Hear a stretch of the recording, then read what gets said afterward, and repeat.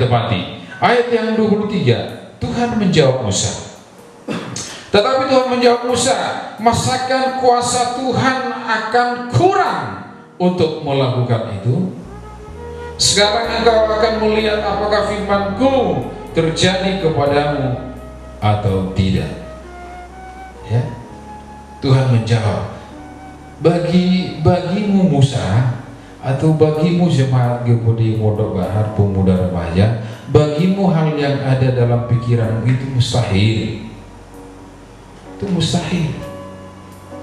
Tetapi dijawab oleh Tuhan pada saat malam hari. Tetapi Tuhan menjawab Musa, masakan kuasa Tuhan akan kurang. Tuhan tahu bahwa Dia punya kuasa dan Dia nyatakan. Ayat yang ke-31, coba kita perhatikan ayat yang ke-31 sampai dengan ayat yang ke-33. Lalu bertiuplah angin yang dari Tuhan, asalnya angin yang dari Tuhan, ya. Dibawanya lah burung-burung puyuh dari sebelah laut dan dihamburkannya ke atas tempat perkemahan dan di sekelilingnya, kira-kira sehari perjalanan jauhnya ke segala penjuru, dan kira-kira 2 hasta tingginya dari atas muka bumi. Lalu sepanjang hari dan sepanjang malam itu dan sepanjang hari esoknya, bangkitlah bangsa itu mengumpulkan burung-burung puyuh itu, setiap orang sedikitnya mengumpulkan 10 homer. Coba perhatikan, baik yang di rumah, baik yang di gereja, coba perhatikan. Kira-kira seperjalanan 1 hari penuh. Di kampung saya dulu untuk berjalan itu ke sekolah, kalau hari Sabtu kita pulang dari tempat kos ke kampung itu 13 km. 13 km kita bertempuh kurang lebih 1,5 jam, 2 jam kurang lebih. 2 jam berjalan santai, 1,5 jam kita berjalan agak cepat. Ya, katakan perhitungan kita 1 jam untuk 2 jam untuk 13 km. Berarti 1 hari, seperjalanan 1 hari ini berarti kurang lebih kita bikin 12 jam. Berarti 13 kali berapa kira-kira itu? Artinya ini ukuran yang sangat panjang, ya. Dan kira-kira 2 hasta tingginya. 1 hasta itu dari ujung jari tengah sampai dengan siku, itu 1 hasta tingginya. Berarti tingginya kurang lebih 2 hasta. Berarti berapa ton itu daging, saudara? Artinya jumlah yang sangat besar. Itu sebabnya Tuhan katakan di ayat yang ke-23, masakan kuasa Tuhan akan kurang untuk melakukan hal itu? Tuhan nyatakan. Ayat yang ke-31, 32, 33, Tuhan nyatakan bahwa hal yang mustahil tadi bagi Musa, bagi bangsa Israel, Tuhan sudah nyatakan. Amin. Puji Tuhan. Kita akan coba melihat seperti apa lagi kuasa Tuhan dalam hal-hal yang mustahil. Kita akan lihat di dalam Lukas pasal yang pertama. Coba, saya sudah siapkan tadi mic, saudara Dedi coba bawa ke kursinya, bantu saya ambil mic di depan. Lukas pasal yang pertama ayat yang ke-34.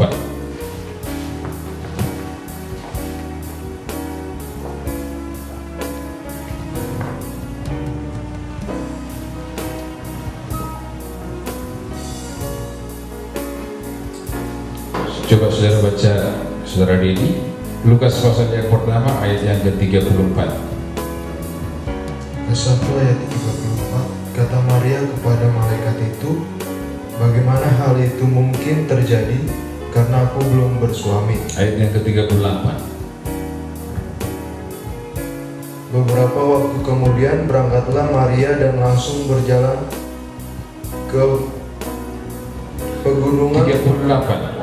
38. Ya. Ayat 38, kata Maria, sesungguhnya aku ini adalah hamba Tuhan, jadilah padaku menurut perkataanmu itu. Lalu malaikat itu meninggalkan dia. Puji Tuhan. bahwa untuk melihat hal-hal yang mustahil ini biasanya ayat ini dibacakan ketika Natal biasanya, ya. Tetapi kita bukan melihat ini hari Natal apa tidak, tetapi kita melihat hal yang mustahil bagi Maria, ya. Hal yang biar aja dulu, masih ada nanti. Nah, hal yang mustahil bagi Maria, ya. Secara logika dan biologisnya dia tahu bahwa dia tidak mungkin melahirkan. Kalau tadi saya katakan antara logika dan matematikanya itu tidak akan nyambung dalam rumus Tuhan. Dalam rumus Tuhan kali ini secara logika dan biologinya, ya, ini tidak nyambung, saudara. Nah, ini mustahil bagi saya, bagi semua, bagi siapapun, bahkan bagi beberapa tokoh Alkitab, baik Sarah, baik Hana maupun ada tokoh-tokoh Alkitab yang lain yang mustahil dalam hal melahirkan, Tuhan menyatakan, ya. Hal yang sama kita akan mendengarkan ini, bahwa Maria berkata kepada malaikat itu, bagaimana hal itu mungkin terjadi karena aku belum bersuami? Oh, nggak mungkin lah, ya. Tetapi untuk melihat hal yang mustahil, rupanya kita perlu menjadi hamba. Menjadi hamba. Ayat yang ke-38 kata Maria, sesungguhnya aku ini adalah hamba Tuhan. Berbicara tentang hamba Tuhan, banyak kita yang berpikir bahwa ini adalah hanya kalangan gembala, hanya kalangan pendeta. Tetapi beberapa waktu yang lalu saya pernah sampaikan di sini bahwa hamba Tuhan yang dimaksud di sini adalah orang yang memberikan dirinya, hatinya, pikirannya, bahkan seluruh aspek hidupnya untuk tunduk kepada Tuhan. Maka itu adalah hamba Tuhan. Tidak dapat dipaksakan, tidak dapat dibayar supaya dia menjadi hamba Tuhan. Misalnya Yosef, ya saya bayar lu jadi hamba Tuhan. Tidak bisa. Atau mungkin dia berkata, Om, saya bayar berapa biar saya jadi hamba Tuhan. Bukan seperti itu yang dimaksud. Tetapi orang yang berusaha, berjuang, merelakan hati, pikiran, perbuatan untuk sesuai dengan apa yang diperintahkan tuannya, yaitu Tuhan. Ya, kalau hamba ini ada dua, ada hamba yang bisa diperjualbelikan seperti yang ada di zaman-zaman masa lalu. Tetapi hamba Tuhan yang dimaksud di sini, yang dimaksudkan Maria adalah sesungguhnya aku ini adalah hamba Tuhan. Hamba Tuhan berarti orang yang tunduk kepada perintah tuannya. Ya, ini persamaannya dengan hamba yang bisa diperjualbelikan dengan budak adalah persamaannya bahwa dua-dua hamba ini adalah orang yang wajib tunduk kepada tuannya. Baik hamba yang diperjualbelikan, baik hamba Tuhan yang memperhambakan dirinya kepada Tuhan, sama-sama tunduk kepada perintah tuannya. Kalau hamba Tuhan tunduk kepada perintah tuannya, kalau hamba yang bisa diperjualbelikan, bahkan dia mau dijual pun dia tidak bisa ngomong, ya, harus tunduk, ya. Ini persamaannya. Tetapi untuk melihat hal-hal yang mustahil tadi, untuk kita bisa menikmatinya, untuk bisa kita merasakannya, untuk bisa kita meraih hal-hal yang mustahil bagi kita, rupanya kita harus menjadi hamba Tuhan. Nah, apakah saudara sudah merasakan diri saudara dan saya pada malam hari ini, semua yang ada di rumah sudah merasa belum kita ini menjadi hamba Tuhan? Ini yang jadi pertanyaan. Jangan terlalu banyak ngarap deh kalau misalkan kita belum menjadi hamba Tuhan untuk melihat hal yang mustahil, ya. Tetapi kalau kita sudah menganggap sudah layak menurut kita, gak usah dulu menurut orang lain. Kalau kita sudah layak menurut kita sebagai hamba Tuhan, ya, sebagai hamba yang tunduk kepada perintah Tuhan, ya, maka kita akan mampu untuk melihat hal-hal yang mustahil. Itulah yang dikatakan oleh Maria, sesungguhnya aku inilah hamba Tuhan, jadilah padaku menurut perkataanmu itu. Ya, Sehingga hal yang mustahil tadi bisa dilihat oleh Maria, dan benar bahwa dia melahirkan seorang bayi, yaitu yang kita sebut Yesus Kristus. Puji Tuhan. Ya, jadi mari Jemaat Budi Pondok Bahar Pemuda Remaja, kita jadikan diri kita menjadi hamba yang tunduk kepada Tuhan. Puji Tuhan. Sebagai hamba yang baik, tentu kita harus berjaga-jaga. Ya, coba kita lihat dalam Lukas yang ke-12. Lukas 12 ayat yang ke-37, Saudara Dede kembali baca. Lukas 12 ayat 37. Berbahagialah hamba-hamba yang didapati tuannya berjaga-jaga ketika ia datang. Aku berkata kepadamu, sesungguhnya ia akan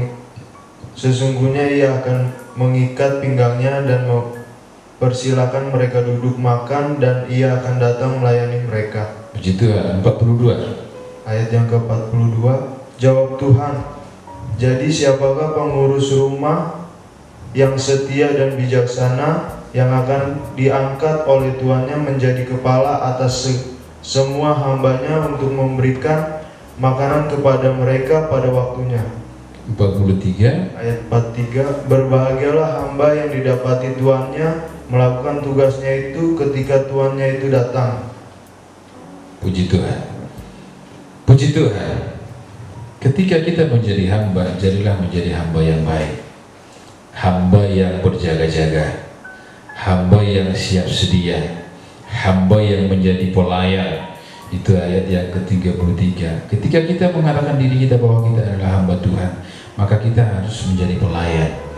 Ayat yang ke-42 di sana katakan, untuk diangkat oleh tuannya, untuk kita, untuk saya saudara, bahkan semua yang di rumah yang mendengarkan firman Tuhan, untuk saya dan saudara diangkat oleh Tuhan, berarti kita harus menjadi hamba yang setia dan bijaksana. Itu satu paket. Tidak boleh hanya setia tapi bodoh, atau tidak boleh bijaksana tapi tidak setia. Tetapi untuk diangkat oleh Tuhan harus kompleks, ya, setia dan bijaksana, maka dia akan diangkat oleh tuannya. Ayat yang kemudian dikatakan, jika dia menjadi hamba yang jahat, maka dia akan dihukum oleh Tuhan, ya, akan dihukum oleh tuannya. Jika kita katakan diri kita hamba Tuhan tetapi kita jahat, maka kita akan dihukum oleh Tuhan. Puji Tuhan. Jika selama ini saudara datang hanya ibadah ke tempat ini hanya karena gak enak sama teman, gak enak sama pengurus, gak enak sama gembala, gak enak sama bapak gue lagi di rumah, atau mungkin saudara mendengarkan firman Tuhan malam hari ini bukan dari dasar hati saudara yang di rumah, tetapi karena takut bapak gua lihat-lihat mulu dari tadi, mak gua nyebeng gua mulu, maka saudara tidak layak disebut sebagai hamba yang baik. Hamba yang baik bersumber dari hatinya, bukan paksaan, bukan dorongan dari orang lain, tetapi dari kita. Untuk beribadah kepada Tuhan itu dasarnya dari hati kita, ya. Jadi kalau selama ini kategori saudara hanya datang karena gak enak sama pengurus, gak enak ditanya Tante Ruth, gak enak ditanya Om, maka mulai hari ini perbaiki, bertobat, saudara, ya. Kita semua yang tergolong dalam hal itu, kita harus bertobat. Teringat dengan firman Tuhan 2 minggu kurang lebih sebelum ada maklumat dari Polri bahwa ibadah kita di tempat ini disampaikan Bapak Gembala adalah jemaat yang berisi, ya, jemaat yang berisi. Kalau saudara masih ingat kenapa harus berisi, ya, kalau tadi di kampung saya kalau di Tampi itu yang berisi akan tinggal, yang terbang itu namanya lapung. Oleh saudara sini Yosef nanti tanya mama, lapung itu apa? Bagi yang di rumah yang notabene-nya dari Medan, tanya bapak, tanya mama, lapung itu apa? Bukan Lampung. Lampung M-nya dipotong, lapung artinya yang kopong itu, Padi yang kopong ketika ditampil akan terbang.